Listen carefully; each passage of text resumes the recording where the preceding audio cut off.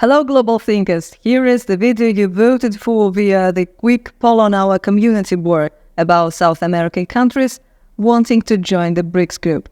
A very interesting insight came out of it.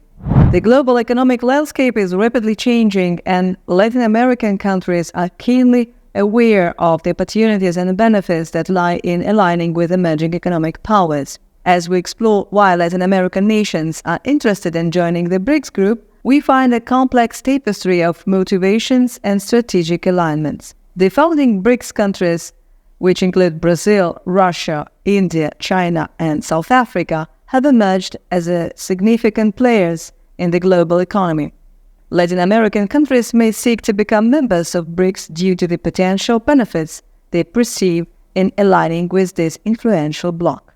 Joining BRICS could enhance trade relations, provide access to infrastructure and development fundings through the New Development Bank, NDB, and amplify their voices in global decision-making processes. Additionally, membership in BRICS offers a pathway to diversify international partnerships, foster technology transfers, and support efforts to reform global financial institutions like the IMF and World Bank. Brazil's membership in BRICS has been instrumental in representing Latin America within this influential group. As a major emerging economy, Brazil leverages its collective economic strengths with other BRICS members to foster cooperation in various fronts, including trade, investment, technology, and finance.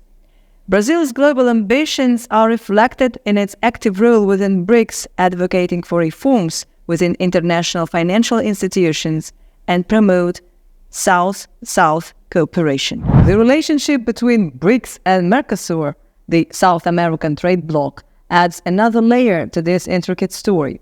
This relationship is marked by increasing collaboration and shared interests. Both groups aim to enhance economic cooperation and trade, and there are ongoing discussions about fresh trade deals and increased regional commerce. The synergy between BRICS and MERCOSUR represents a growing alignment of economic and geopolitical interests, reflecting the broader trend of South-South cooperation and the diversification of partnerships beyond traditional Western alliances. We will now quickly analyze each nation's current relationship with the BRICS bloc, reserving more detailed analysis for the situation involving Mexico and Argentina, two nations that seem to have radically changed their stance in their desire to join the BRICS group. The global stage is witnessing a fascinating movement of diplomacy and strategic alignment as Latin American countries explore new horizons with the BRICS nations. Venezuela's President Maduro has confirmed the country's intention to join BRICS, seeing it as a platform to foster economic cooperation and support its development agenda. This alignment means Venezuela's commitment to a multipolar world where power is more evenly distributed. Not far behind, Bolivia's aspiration to join BRICS is driven by a similar vision towards a multipolar world. President Luis Arce's active expression of interest in BRICS membership and calls for stronger ties with BRICS nations reflect Bolivia's desire for new investments and a more balanced global power structure. Uruguay's relationship with BRICS has already taken a significant step forward with its admission to the New Development Bank. This move signifies Uruguay's strategic alignment with emerging economic powers and a commitment to collaborative development. Colombia's engagement with BRICS, marked by an invitation to a summit, reflects its interest in diversifying international partnerships. Nicaragua, too, is engaging with BRICS, particularly Russia, to enhance economic cooperation and diversify international partnerships. Cuba's diverse engagement with BRICS, including participation in various dialogues and advocating for a new multilateral world order, signifies its commitment to challenging the hegemony of traditional Western powers. Honduras has expressed a similar desire to join the BRICS Bank, reflecting its interest in aligning with the economic interests of BRICS nations. Ecuador's interest in new currency plans and alignment with the economic visions of emerging powers adds another layer to this complex relationship. Even Peru, though not currently planning to apply for BRICS membership, leaves the possibility open for potential engagement in the future. The relations between Latin American countries and the BRICS signify more than mere transactions. They represent a strategic alignment with emerging global powers. This trend highlights a shift into international partnerships, emphasizing shared economic goals and commitment to a balanced global system. It's a reflection of changing world where traditional power structures are challenged and new alliances are formed, positioning Latin America at the forefront of this evolving global paradigm. As we have already mentioned, we have kept the larger countries at the end because they deserve a little more explanation. Let's talk first about Argentina, a nation rich in culture and resources that is making its way on the international stage. Argentina's quest to join the BRICS is not just a desire, but a strategic move. In fact, the country has officially formalized its application to join BRICS. With China's support for BRICS admission, the country is seeking to strengthen its economic ties and development plans. But it is not all sunshine and roses. Argentina's economy needs a bailout, and BRICS could be the lifeline. Meanwhile, Brazil and Argentina have already adopted a joint development plan that emphasizes cooperation and integration, and are also considering a common currency for trade. These links and boundaries between Argentina and the BRICS and the broad international scene paint a picture of a nation navigating the intricate web of the global economy and politics. Recently, in mid-July, the European Union and CELAC, the Community of Latin American and Caribbean States Summit, was held in Brussels, where Argentina was recommended to postpone its entry into the BRICS. Immediately after this meeting, and after signing some trade agreements with the European Union for liquefied natural gas and hydrogen, an accident occurred that destabilized the diplomatic balance between Argentina and Russia in no small way. Argentina turned away a tanker with Russian LNG, according to them, because of international sanctions, which, however, it never signed. This behavior may have been caused by European pressure on CELAC countries to support the Ukrainian crisis in an anti-Russian capacity, a fact made known by Nicaraguan President Daniel Ortega. En una reunión de la Comunidad Europea con la CELAC, querían meter al fascista, al nazi presidente de Ucrania, que estuviera ahí en la reunión. Los europeos presionaron duro, pero ahí la mayoría de los países de la CELAC no aceptaron. Entonces, luego ellos se empeñaron, los europeos, en tratar de introducir unos párrafos donde inculpaban a la Federación Rusa de todo lo que está aconteciendo en Ucrania. Lógicamente nosotros no podíamos aceptar esto, pero además no tenía sentido en la agenda entre la Unión Europea y la CELAC meter esos temas. International relations can be complicated, but at the moment, this didn't seem like a very wise move.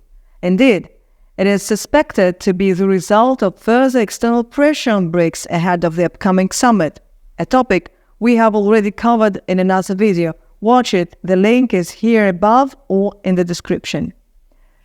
What will happen to Argentina? Will BRICS be the key to unlocking its potential? Only time will tell, and we will be here to tell you. Let's now talk about something that has been making headlines lately. You know the Mexican president Andrés Manuel López Obrador, or AMLO, he is often called. He's just announced that Mexico won't be joining the BRICS alliance. Now you might be wondering why Mexico decided to skip out on this. AMLO says it's all about focusing on their neighbors and keeping things strong in the Americas. He wants to make sure Mexico's relationship with the United States and Canada stays solid. The news may seem sudden, but the signs had already been there. Editor Gretchen Small of the Schiller Institute has already discussed Mexico's cooling interest in the BRICS in a Press TV report in June. And she had quickly explained the various reasons for it. Listen up. As a matter of fact, Mexico is actually cautious. The López Obrador government has been cautious on the whole question of joining the BRICS. I think not out of lack of interest, but shall we say for military and financial reasons, the Mexican banking system is in the hand of the same bankers who control the United States right now.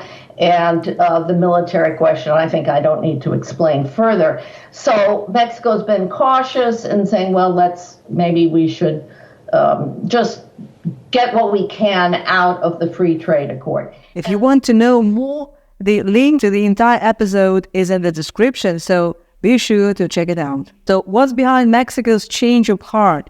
It's a mix of economic, political, and strategic reasons.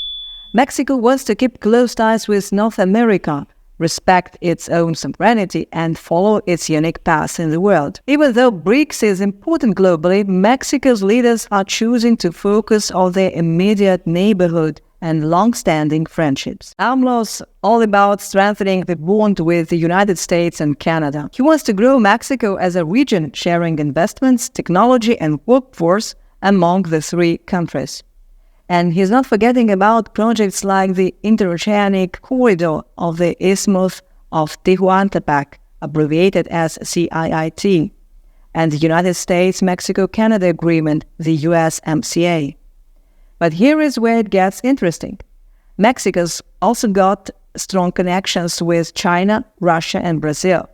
Russia was even helping Mexico with nuclear power, and China is a big trading partner. These moves raised some eyebrows in the US, sparking concerns about national security. Mexico's interest in BRICS was about spreading its wings and having more influence globally, but aligning with BRICS could shake things up in the region, and the US might see it as a threat. There has been some pressure from the US government too.